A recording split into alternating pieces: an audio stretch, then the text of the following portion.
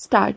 महोदय, इस उपग्रह पर मानव अस्तित्व को बनाए रखने के लिए सबसे पहले आवश्यक है कि ऐसे विकास कार्यों को जारी रखा जाए जो सामाजिक न्याय पर आधारित हों और जिन्हें न्यायपालिका का समर्थन प्राप्त हो। अन्यथा पर्यावरणीय प्रदूषण के कारण ना तो पीने के लिए साफ पानी मिलेगा और ना सांस लेने के लिए शुद्ध वायु, और ना ही आश्रय देने वाले वृक्ष ही रहेंगे। 21वीं सदी में संपूर्ण संसार मात्र श्मशान भूमि तथा उद्योगों की छीजन और रेडियोधर्मी कचरे की कूड़ेदानी बनकर रह जाएगा। लोभी मानव को सोने का अंडा देने वाली मुर्गी को नहीं मारना चाहिए। वायु, जल, वनस्पतियाँ और पशु पक्षी मनुष्य जाति के अस्तित्व के अभिन्न अंग हैं जिन पर उसका भविष्य निर्भर करता है। सार्वभौमिक न्याय का यही मूल तत्व है जिसे राष्ट्रीय और अंतर्राष्ट्रीय कानूनों का रूप दिया जाना चाहिए। कुछ विशेष अपवादों को छोड़कर हमारे न्यायालय समझते हैं कि पर्यावरण संबंधी कानून से न्याय व्यवस्था भंग हो जाएगी और कानूनी अधिकारों का हनन होगा, क्योंकि हमारे विधिवेत्ता और न्याय प्रणाली कानून के इन नए आयामों से अपरिचित ही नहीं, अनभिज्ञ भी हैं। यह अधिनियम काफ़ी व्यापक है और इसमें विभिन्न प्रकार के जल स्रोतों को शामिल किया गया है। अधिनियम में केंद्रीय और राज्य प्रदूषण निवारण और नियंत्रण मंडलों की स्थापना का प्रावधान किया गया है, जो स्वायत्त निकायों के रूप में कार्य करेंगे। अधिनियम के कार्यान्वयन के लिए स्थापित इन मंडलों के दो महत्वपूर्ण कार्य हैं: प्रदूषण मानक निर्धारित करना तथा उद्योगों के कचरे और वाहित मल को नदियों में बहाने के लिए स्वीकृति प्रदान करना। केंद्रीय प्रदूषण नियंत्रण मंडल केंद्र सरकार और राज्यों के प्रदूषण नियंत्रण मंडल राज्य सरकारों के लिखित निर्देशों का पालन करने के लिए बाध्य होंगे।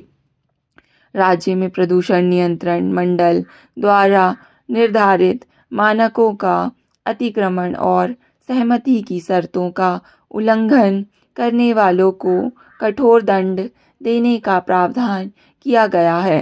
तथापि इस अधिनियम के अधीन प्रदूषण नियंत्रण मंडल द्वारा शिकायत किए जाने पर या उसकी पूर्वानुमति से ही किसी न्यायालय द्वारा किसी अपराध पर विचार किया जा सकता है। अधिनियम में यह भी प्रावधान किया गया है कि यदि किसी कार्य से जल प्रदूषण की आशंका हो तो राज्य प्रदूषण नियंत्रण मंडल द्वारा उसे रोकने के लिए न्यायालय में याचिका दायर की जा सकती है। इस अधिनियम के द्वारा पानी के नमूने लेने, जांच और मुआयना करने के लिए प्रदूषण नियंत्रण मंडलों को व्यापक अधिकार दिए गए हैं। केंद्र सरकार द्वारा केंद्रीय जल प्रयोगशाला और राज्यों में राज्य स्तरीय जल प्रयोगशालाओं की स्थापना और विशेषज्ञों की नियुक्ति का भी प्रावधान इस अधिनियम में किया गया है।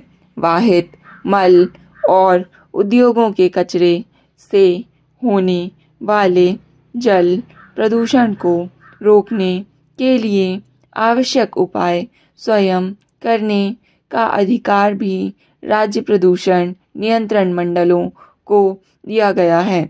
यह अधिनियम लगभग ब्रिटिश अधिनियम की नकल है और प्रदूषण फैलाने वाले या उससे प्रभावित समुदाय दोनों पर इसका कोई असर नहीं पड़ा। महोदय, विधिवेत्ताओं ने इस अधिनियम की कमियों को बताया और कुछ मायने में ब्रिटिश कानून से भिन्न होने के कारण यह उतना शक्तिशाली नहीं रहा। भारत में प्रदूषण निवारण के लिए अनेक प्राधिकरण और अधिकारी, अनेक प्रकार के नियंत्रण और अलग अलग कानून एक समस्या है जिससे कानून कमज़ोर पड़ जाता है और उसका प्रभाव कम हो जाता है। इसके अलावा जो लोग प्रदूषण के शिकार होते हैं वे प्रदूषण नियंत्रण मंडल की स्वीकृति के बिना सीधे न्यायालय में नहीं जा सकते। इससे जनता कानून से विमुख हो जाती है। अधिनियम की खामियों के कारण हाल ही में केरल उच्च न्यायालय द्वारा नियंत्रण मंडल का मुकदमा खारिज कर दिया गया। जल अधिनियम 1974 के अनुरूप वायु प्रदूषण निवारण एवं नियंत्रण अधिनियम 1981 तैयार किया गया। खेद है कि अधिनियम का प्रारूप तैयार करने वालों और विधायकों ने इसके लिए समाजवादी राष्ट्रों के व्यापक पर्यावरणीय कानूनों की सहायता नहीं ली। यह बड़े हर्ष का विषय है कि वर्तमान कानूनों की कमियों को देखते हुए संसद द्वारा पर्यावरण अधिनियम 1986 का 29वां अधिनियम पारित किया गया। यह अधिनियम काफ़ी व्यापक है और इसका क्षेत्र भी विस्तृत है तथा इसके अधीन भारत सरकार को पर्यावरण की सुरक्षा और सुधार और किसी भी प्रकार के प्रदूषण को कम करने के लिए काफ़ी शक्तियाँ प्रदान की गई हैं।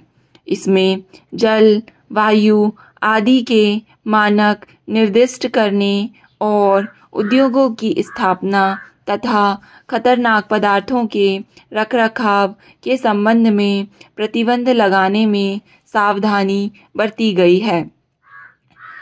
पर्यावरण के प्रदूषण के कारण होने वाली दुर्घटना से बचने और उद्योगों की चिमनियों से निकलने वाले प्रदूषणकारी तत्वों पर नियंत्रण के लिए अन्य उपाय करना केंद्र सरकार के अधिकार क्षेत्र में आता है। इसके अधीन पर्यावरणीय प्रयोगशालाएं स्थापित की जा सकती हैं और विश्लेषक नियुक्त किए जा सकते हैं।